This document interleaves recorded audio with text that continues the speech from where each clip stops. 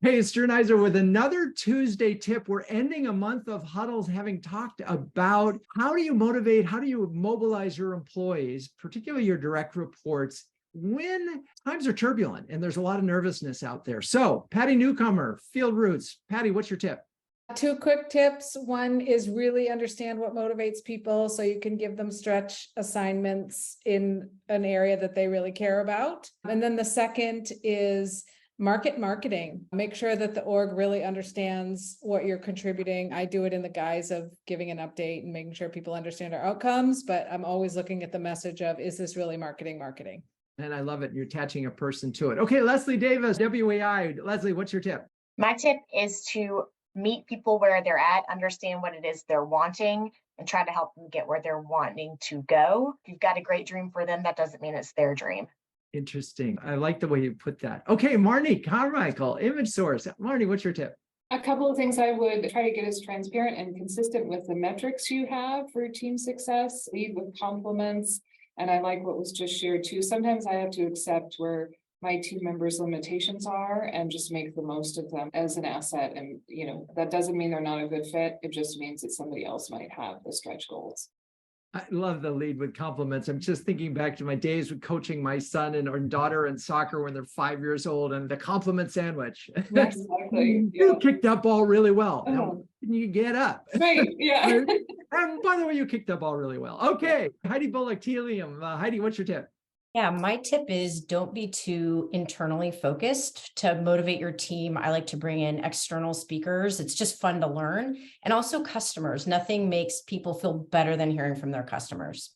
Yeah, thank you for mentioning that. It's funny, it didn't even come up. But yeah, bring the customers in, talk to them, particularly if they're happy, because that makes everybody feel good. They're working with That's right. Them. Cool. Best motivation. It's amazing. Okay, Grap of Sitecore. My tip is, when you have a global team, make sure that those communications, those conversations are inclusive of all time zones, that you don't have folks that are watching something on the record, but make those opportunities available to everybody, no matter where they are. Yeah, and that's got to be really hard in a global organization. It can be, yes. But it's worth it. It really is worth it. Yeah, get them live. Okay, Sabrina, Delmy, what's your tip? I'd say try to bring them in person, have meetings in person once in a while. We were 100% remote, but we're actually working towards having our first event together. I'm hoping that will help build connections beyond just work connections, which is what we have primarily today. Yeah, and it's funny because that came up, and a couple of folks had just brought their teams together. Many of them hadn't met for the first time, and it was amazingly successful. Okay, Grant Johnson, Billtrust, what's your tip? First of all, stay close to your team, get to know on a personal level. Second of all, these big stretch goals, especially if someone's looking for promotion, stay with it from beginning to end. Help them, get them 360 feedback, work the process. Don't just say, achieve this big thing, and that'll really make a difference. Got it. Love all those. Isabelle Papoulias. Isabelle, what's your tip? Yeah, so I agree with the idea of bringing the team together physically more often than, let's say, the annual offsite or biannual offsite.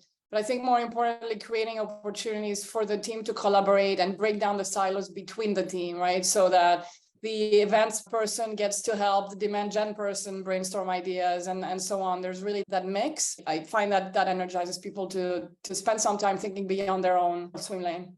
Yeah, you need all the pieces to work together. So the only way to do that is to get everybody together to sort of talk about that. Laura. I have a couple ideas. So, team building is critical, especially in a remote environment. It's something that you have to focus on. I have found that I've got some eager volunteers who are interested in leading those activities. It's a win-win because it gives them an opportunity to demonstrate some leadership skills. And it's also going to make the team building activity a little bit more fun for the team. It feels a little less forced because it's not coming from me, it's coming from the group. So that one seems to work really well. And then another one is a couple times a year, I do one-on-ones with everyone on my team, regardless of whether they report to me. It's a good way to find trends, get the pulse, and make smaller adjustments, which can really add up. So in sum, take care of your people, folks, and they'll take care of you. If you're a B2B CMO who can share, care, and dare with the best of them, check out CMOHuddles.com. I'm Drew Neiser. That's your Tuesday tip. Peace out.